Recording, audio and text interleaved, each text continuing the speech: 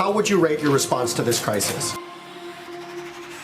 I'd rate it a 10. Some of the most gut-punching, bare-knuckled, and most widely viewed anti-Trump ads of this election season Trump failed America. have not come from the Biden campaign. I'm a pro-life, gun-owning combat veteran. They've come from the Lincoln Project, trying to convince fellow Republicans He's a draft dodger in chief who despises the men and women he supposedly leads. to elect a Democrat. It's time for decency. It's time for Joe Biden. Don't cry for me. And this week they pounced with a biting ad. The truth is, I will infect you. A parody of the hit Evita that's gone viral. I broke my promise. Won't keep my distance. We are in a war for the soul of this country.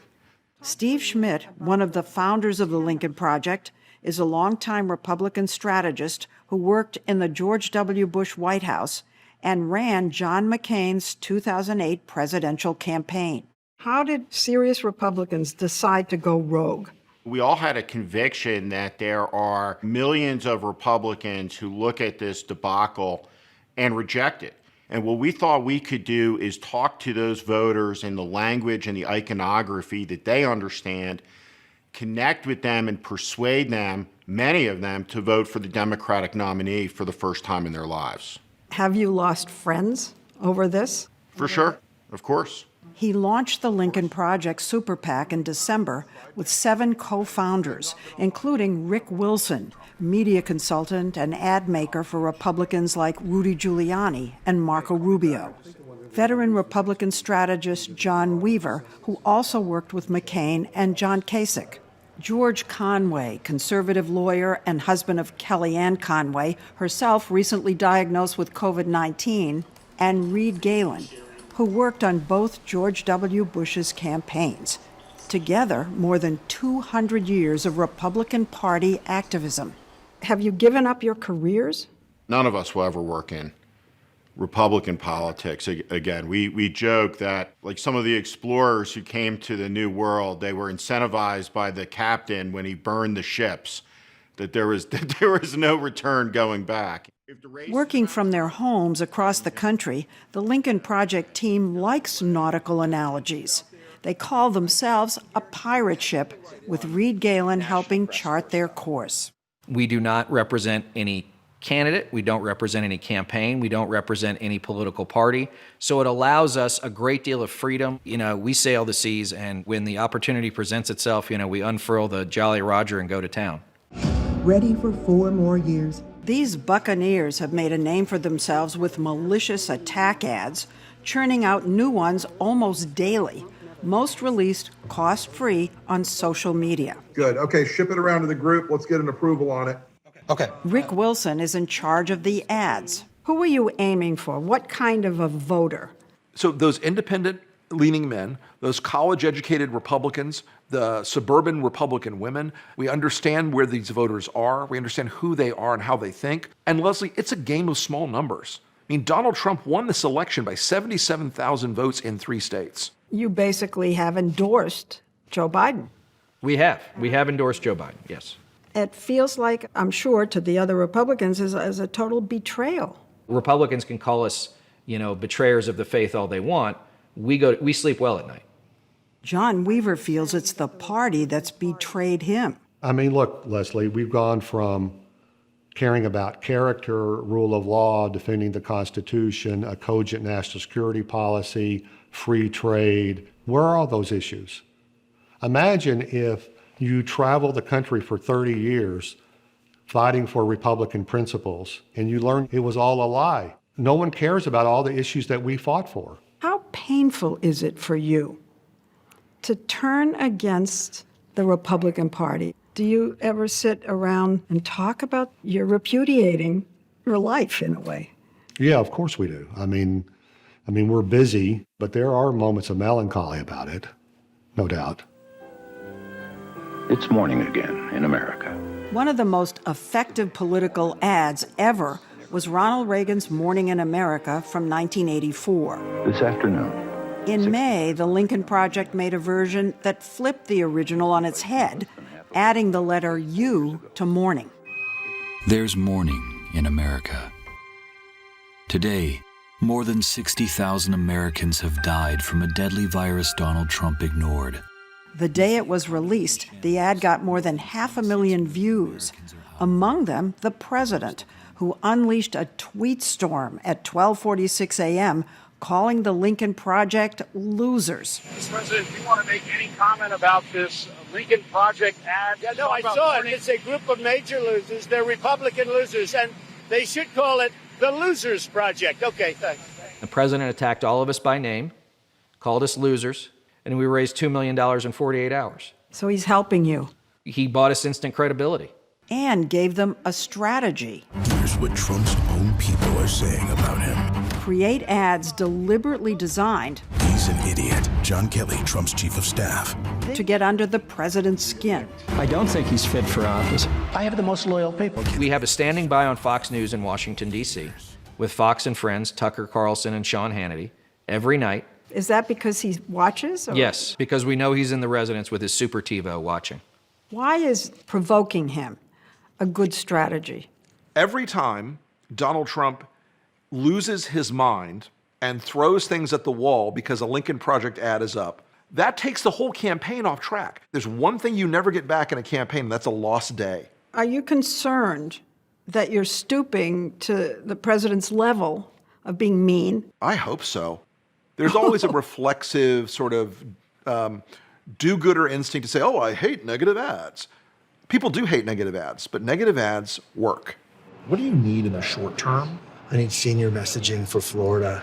Last month, the Lincoln Project got their staff tested for COVID and moved them from around the country into temporary headquarters in Utah. One of the reasons we're here. We joined them for their first TV interview as a group remotely. You're a pod. You're a bubble. We're a pod. You're like the NBA. Yes, except not Not as at tall all. or athletic. Right. If we're going to go in North Carolina, now's the time to do it because Much of the focus here in the home stretch is on this team led by Mike Madrid, former political director of the California Republican Party. They run the day-to-day strategy and ad targeting in an expanding number of battleground states. We've been focused like a laser beam on certain segments of the Republican electorate. What about ads specifically for Republican women? The one that analytically has proven the best is an ad called Memories, which is an ad that speaks to the loss of the normalcy of life during COVID. These are the memories COVID took from us. A child's birthday. We find that women move off of Donald Trump first, and then often their husband will follow behind them. COVID has robbed America. They're targeting COVID ads to seniors, too, while they say Mourning in America continues to be effective with voters in hard-hit Rust Belt counties. In the last year, Military-themed ads work across the Republican spectrum, and they're playing up reports that the president called fallen soldiers losers and suckers. I think that there is a play there for suburban moms. With the help of data analysts, including one who'd worked in Major League Baseball, it's certainly the least impactful. They're trying to take advantage of a shift they're seeing in the Republican landscape. The real dividing line in the Republican Party is between college-educated and non-college-educated voters. And what we're seeing is when Donald Trump starts to push messages like law and order or defends, the Confederate flags and Confederate monuments, he does seem to be able to coalesce a small number of non-college educated workers in the Rust Belt states, but at the same time, he's pushing white college educated workers in the Sun Belt states out of his column. It's a reverse twist on the old Southern strategy where Republicans used racist appeals to attract white voters in the South, and they're trying to capitalize on it. What we see in the South is more and more people in high-tech industries saying this is a politics that I reject. So where are you most focused then? Are you focused in the North Rust Belt or in the Sun Belt? Yes. Both. Yes. This fall, the Lincoln Project. And they're also focused on Republican senators, attacking them brutally on their fealty to President Trump. Maine deserves a leader, not a Trump stooge. I am all in. They've spent more than $1.5 million just against Lindsey Graham. We'll wait to the next election. Lindsey Graham has told us who he is. Attacking him for his flip-flop on filling the Supreme Court vacancy. And you could use my words against me and you'd be absolutely right. Don't be fooled. The Lincoln Project wasn't founded by principled conservatives. The Lincoln Project has become a lightning rod for criticism from Trump allies. What a nasty bunch of son of a guns. For being traitors, mercenaries, for taking large donations from Democrats, and in this just to maintain their relevance. And I'm going to quote, "They're failed strategists who are doing this for the money." The easiest way in the world for a Republican strategist to make money right now is to shut up and say nice things about Donald Trump. So clearly we're in the wrong line of work. But they've also drawn fire from some on the left for their own role in creating the Republican politics they now decry. Do you bear any responsibility, you personally, for bringing the country to where it is? When I look at the party and I see what it's become, I think that I was naive about how deeply embedded the racism issue was in the party. Do you feel at all that you're making amends? And in all politics, you can look back on things with honor or regret or what have you. I think I'll look back on this. I think all of us will look back on this as something we did in the cause of the country.